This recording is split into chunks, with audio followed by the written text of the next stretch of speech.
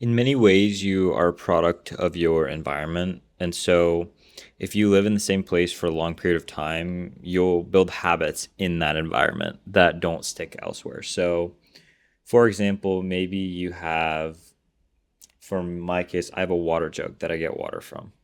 And then I am traveling and I don't have that water jug. And so I find that when I travel, I don't drink water because it's not a habit that has been built. And that's some random example, but it applies for both good and bad habits.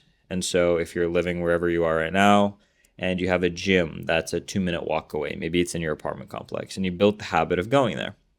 Well, then if you move elsewhere or go on a vacation, you don't have a gym nearby. And so your schedule falls apart, your habits fall apart. And really, the main goal of this is just to explain to you that for the worse, or for the better, but we're going to focus on the worse. You are a product of your environment. And so if you are living somewhere and you've been living there for a long time and you find yourself stuck or in bad habits, whatever it may be, because we all define our bad habits differently, but some issue that you want to go away, there's two main ways that I would say you can approach doing so. Um, at least from my perspective in my life. The first of which is changing your environment. So the first one, realistically, if you have a bad habit such as binge eating or watching Netflix, that's a good common one for our generation, or doom scrolling. If you would probably consistently do it in the same spot. You'll probably sit down on your couch and you'll probably watch TV. And so imagine yourself in a new location. You're on vacation and you're sitting on a couch and there's this TV. It's going to be different for your brain because it's a different environment. And so, what I propose is if you really can't make the change, either change your environment and then your habits will reflect what the environment is. And so, unplug your TV, get rid of your TV. If it's not in your daily environment, the habit will not trigger in your brain and it will not strengthen, and eventually you will forget about it. The alternative that's more extreme is if it's everywhere in your environment, move, move. And then the other one is intentionality or importance. So if you are trying, for the sake of the video, we're going to use one concrete example, and it's Netflix. If you are trying to break your habit of binge watching Netflix, and you can substitute Netflix for literally anything, but say you're trying to break your habit of watching Netflix, the first thing that I would say you try is unplug your TV or get rid of the service, sign out of Netflix, add a little bit of friction. And you can never cold turkey. You cold turkey, it doesn't work because you will always find a way around that cold turkey. If you simply throw away your TV, that kind of negates it from your environment. But if it is still possible to access the thing in your environment, you will do so. So, for example, if I have a Roku box or a Amazon Fire Stick that's attached to my TV, the first instinct might be to hide it or unplug it. Well, it's more friction, but it's still in my environment. So if I really want to watch TV and I'm desperate for it, I'll find a way to plug it back in and watch TV. So there's no temporary adding friction. From my experience, adding friction just gives you more ways to go around it. So you have to completely change your environment itself, which would mean getting rid of your TV. If there is no TV, then there's no TV to watch. But naturally, you will substitute that bad habit for a new bad habit that fills the same gaps. So maybe you'll start watching it on your phone. And then you block your phone, and then you'll find some other way to watch it. And so the first option, which seems to work less frequently in my personal opinion, is cutting it out, going cold turkey and changing your environment. That is the first suggestion I have. That's wave one or phase one, I might say, is if you're struggling with watching Netflix, we'll stay with that example. First, unplug your TV. That probably won't work. Then get rid of your TV, sign out of your account, or hide your remote so you literally have no way to access TV. Have somebody that you live with or a loved one hide the remote so you can't find it. That's an extreme option, but realistically, we're trying to permanently solve this problem, right? And so we have to go to extremes. And most people don't solve their problems because they're too prideful to go to the extremes necessary in order to solve them. So hide it. If that doesn't work, try getting rid of the TV. If that still doesn't work and you find something on your phone, it's probably not going to work because you are too addicted to this to change the habit. And so then we have to start practicing two other strategies that are probably a little bit voodoo, but I promise you that they do work. The first of which is not really voodoo, but it's simply get more busy. If you have enough time to sit and watch Netflix, you're probably not busy enough. And if you're not in your environment, you can't watch Netflix. So get more busy. You will get out of the house more. You will not be home, especially if it's in a social situation or you change your environment. So if you hide your remote doesn't work, you unplug your TV, you get rid of your TV and you find it on your phone. Change the environment. Go elsewhere. Hang out with friends. Substitute that habit with another habit because realistically humans don't drop habits, they substitute habits. By dropping the TV habit, you're just going to pick up another habit that's bad. So you instead have to substitute it with something that's good. Go out, do something else, make yourself busy. That's the first recommendation. And it works because if you're busy enough, you kind of forget about it. Because you're so damn busy, you kind of start stressing about that, you'll forget about Netflix entirely. And then the last of which is the more voodoo one, and it's basically the idea of importance. So the more importance you assign to something, the more energy you are giving it. The more energy you are giving it, the more you're going to think about it. And the more that you think about it, the more likely you are to trigger that neural circuit, triggers the habit.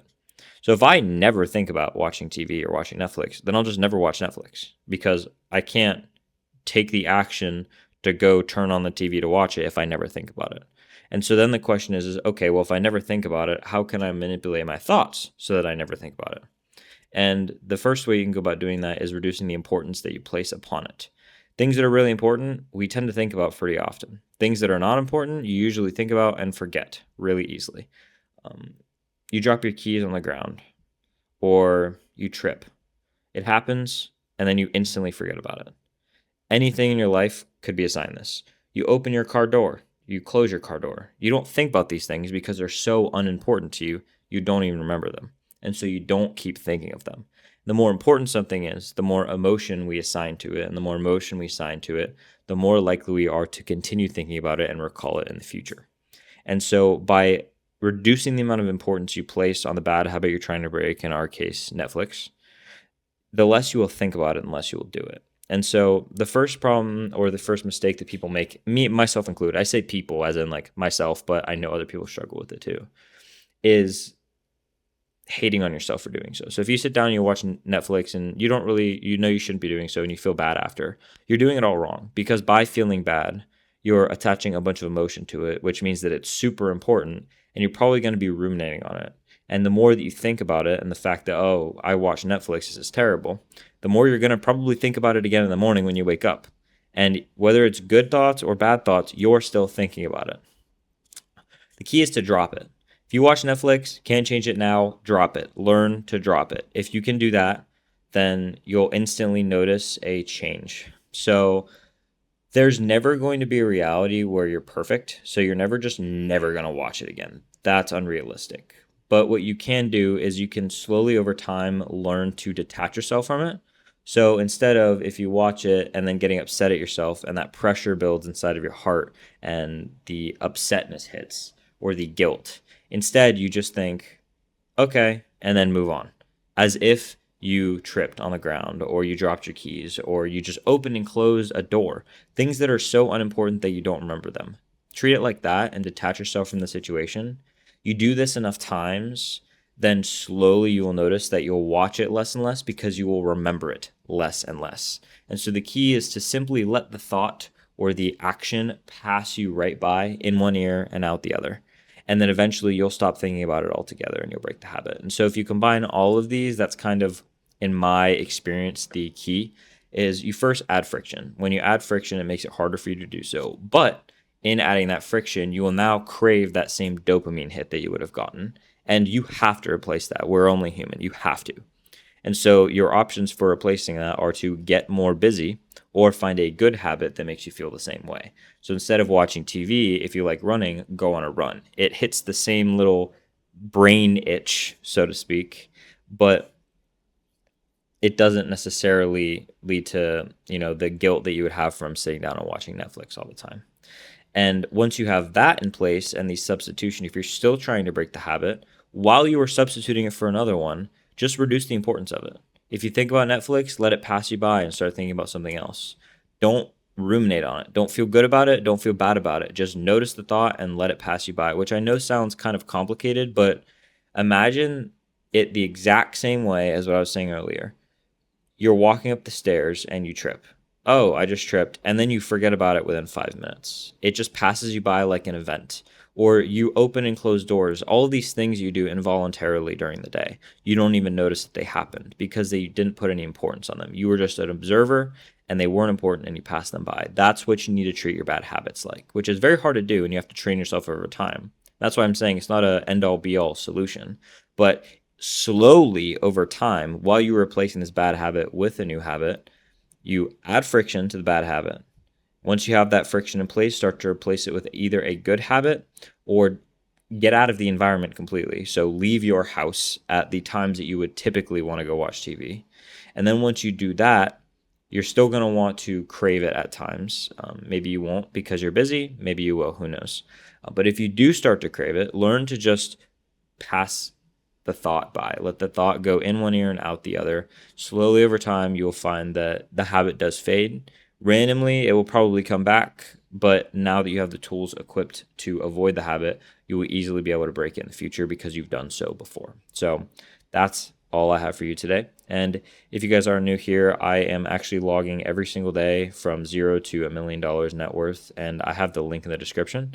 I don't think I have really any updates for today, but I usually upload like my sleep, how many work hours I did, just what I did throughout the day, so that in the end, people can look back and see exactly what I did during my days, how much I worked, how much sleep I was getting, to properly understand what it looks like to go from 0 to being a pretty objectively successful person, because I think it's very mystified what successful people look like, and I want to demystify that fact. And so you can check that out if you want to. It's not a promo in any way, but I don't want to bombard people with all this information that they don't want. So instead, I'll give you some wisdom, and then if you want to check that out for further details, you absolutely can.